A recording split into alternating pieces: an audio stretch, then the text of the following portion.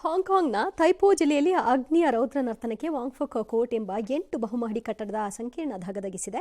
ಬೆಂಕಿಗೆ 55 ಮಂದಿ ಈಗಾಗಲೇ ಸುಟ್ಟು ಹೋಗಿದ್ದಾರೆ. ಇನ್ನು ಅಗ್ನಿ ದುರಂತದಲ್ಲಿ 2 ಭಾರತೀಯ ಕಾರ್ಮಿಕರು ಸಹ ಮೃತರಾಗಿದ್ದಾರೆ. ಬೆಂಕಿ ನಂದಿಸಲು ಹೋದಂತಹ ಅಗ್ನಿಶಾಮಕ ಸಿಬ್ಬಂದಿ ಸಹ ಉಸಿರು ಚೆಲ್ಲಿದ್ದಾರೆ. ಅತ್ಯಂತ ಎತ್ತರದ ಮತ್ತು ಬಹುಮಹಡಿ ಕಟ್ಟಡಗಳ ಸಾಂದ್ರತೆ ಇರುವಂತಹ ನಗರಗಳಲ್ಲಿ ಪ್ರಪಂಚದಲ್ಲಿ ಅದೇ ಅತಿ ಹೆಚ್ಚಿನ ಸಿಟಿ ಅದು. ಯಾಕೆಂದರೆ ಹಾಂಗ್ಕಾಂಗ್ ಹಾಗಿದೆ, ಭೌಗೋಳಿಕವಾಗೂ ಹಾಗೇ ಇದೆ Hong Kong.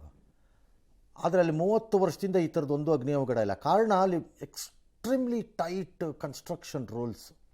Originally Hong Kong under British rule ಇದ್ದಿದ್ದು ಊರದು, ಒಂದು ಶತಮಾನದವಷ್ಟು ಮಟ್ಟಿಗೆ. ಆದ ನಂತರದಲ್ಲಿ ಅದು ಲೀಸಲ್ಲಿತ್ತು, ಹಾಗಾಗಿ ಅದು ಚೈನಾಗೆ ವಾಪಸ್ ಹೋಗಿದೆ ಅಷ್ಟೇ. ಬಟ್ ಚೈನಾಗೆ ಹೋದಾಗಲೂ ಒನ್ ನೇಷನ್ 2 ಸಿಟಿ ರೂಲ್ ಹತ್ರ ಏನೋ ಮಾಡ್ಕೊಂಡಿದ್ದಾರೆ. ಅದನ್ನು ಹೋಗುತ್ತದು, ಕೊನೆಗೆ ಚೈನಾ ಸಂಪೂರ್ಣ ಟೇಕ್ ಓವರ್ ಎಲ್ಲ ಆಗಿರುತ್ತದು.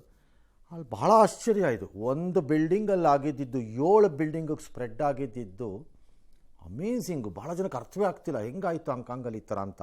ಬಟ್ ಬಹುಮಹಡಿ ಕಟ್ಟಡಗಳು ಹೆಚ್ಚುತ್ತಾ ಇರುವಂತಹ ಬೆಂಗಳೂರಂಥ ನಗರಗಳಿಗೆ, ಅದರಲ್ಲೂ ನೀರು ಮತ್ತು ಅಗ್ನಿಶಾಮಕ ವಿಚಾರದಲ್ಲಿ ಅತ್ಯಂತ ಹಿಂದುಳಿದಂತಹ ನಮ್ಮಂಥ ಊರುಗಳಲ್ಲಿ ನಾವು ತುಂಬ ಪಾಠ ಕಲಿಬೇಕು ಇನ್ಸಿಡೆಂಟಿಂದ. ನನ್ನ ಪ್ರಕಾರದಲ್ಲಿ ಇದಕ್ಕೆ ಸಂಬಂಧಪಟ್ಟಿದ್ದ ಮಂತ್ರಿ ಒಂದು 2 ಕಳಿಸ್ಬೇಕು ಹಾಂಗ್ಕಾಂಗ್ಗೆ, ನಮ್ಮ ಅಗ್ನಿಶಾಮಕ ಪಡೆಯಿಂದ ಯಾರು 2 ಕಳಿಸ್ಕೊಡ್ಬೇಕು ಅಲ್ಲಿಗೆ. ಇದೆಲ್ಲ ಆದಮೇಲೆ ಹೇಗಾಯ್ತಲ್ಲಿ ಮತ್ತು ಹೇಗೆ ಕಂಟ್ರೋಲಿಗೆ ತಂದ್ರದನ್ನು ಅಂತ. 4,500 ಜನ ಇದ್ದಿದ್ದ ಜಾಗ ಅದು. ಅದರಲ್ಲಿ ಕೇವಲ 55 ಜನ ಸತ್ತಿರೋದೀಗ ಸದ್ಯಕ್ಕೆ. ಅಂದರೆ they have done a tremendously good job ಅಂತ ಆಯಿತು. ರೆಸ್ಕ್ಯೂ ಚೆನ್ನಾಗಿದೆ. ಅದು ಕಳಿಸ್ಕೊಡ್ಬೇಕು. ನನ್ನ ಪ್ರಕಾರ ನಮ್ಮ ಮಂತ್ರಿಗಳು ಯಾರು ಒಬ್ಬರು ಕಳಿಸ್ಬೇಕು, ಹೆಂಗಾಯ್ತು ಇದನ್ನು ಚೆಕ್ ಮಾಡ್ಕೊಂಬನ್ನಿ ಹೋಗಿ ಅಂತ. ಸ್ಟಡಿ ಮಾಡಬೇಕು. ಶ್ರೀಲಂಕಾ ಇಂಡೋನೇಷ್ಯಾದಲ್ಲಿ ಪ್ರಾಕೃತಿಕ ವಿಕೋಪಕ್ಕೆ ಜನ ತತ್ತರಿಸೋಗಿದ್ದಾರೆ. ಪ್ರವಾಹ, ಭೂಕುಸಿತ ಅಲ್ಲ, ಈಗ 200 ವರ್ಷ 175 ವರ್ಷದಲ್ಲಿ ಆಗದೇ ಇರೋ ಮಳೆ ಆಯಿತು ಅಂದರೆ ಥಾಯ್ಲ್ಯಾಂಡಲ್ಲಿ, ಫಿಲಿಪೀನ್ಸಲ್ಲಿ ಮತ್ತು ಶ್ರೀಲಂಕಾ ಅಥವಾ ಇವನ್ ಮಲೇಷ್ಯಾ, ಪಾರ್ಟ್ಸ್ ಆಫ್ ಮಲೇಷ್ಯಾನಲ್ಲಿ ಯಾರು ತಡ್ಕೊಳಕ್ಕಾಗತ್ತೆ? ಅದನ್ನು ಯಾರ ಕೈಲಾಗತ್ತೆ?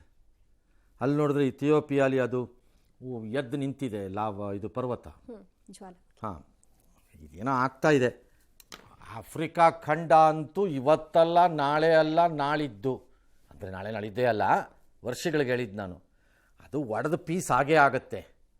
ಆಫ್ರಿಕಾ ಖಂಡ ಏನಿದೆ ಅದು ಒಡೆಯತ್ತದು, ಗ್ಯಾರಂಟಿ ಒಡೆಯತ್ತದು. ಫಾಲ್ಟ್ ಲೈನ್ ಅಲ್ಲೇ ಇದ್ದಂಗಿದೆ, ಅದು ಗ್ಯಾರಂಟಿ ಒಡೆಯತ್ತದು. ಅದಕ್ಕೆ ಎಷ್ಟು ವರ್ಷ ಆಗುತ್ತೋ ಗೊತ್ತಿಲ್ಲ. ಬಟ್ ಈ ವಿಕೋಪಗಳಿಗೆಲ್ಲ ಯಾರು ಉತ್ತರ ಕೊಡೋಕ್ಕಾಗತ್ತೆ?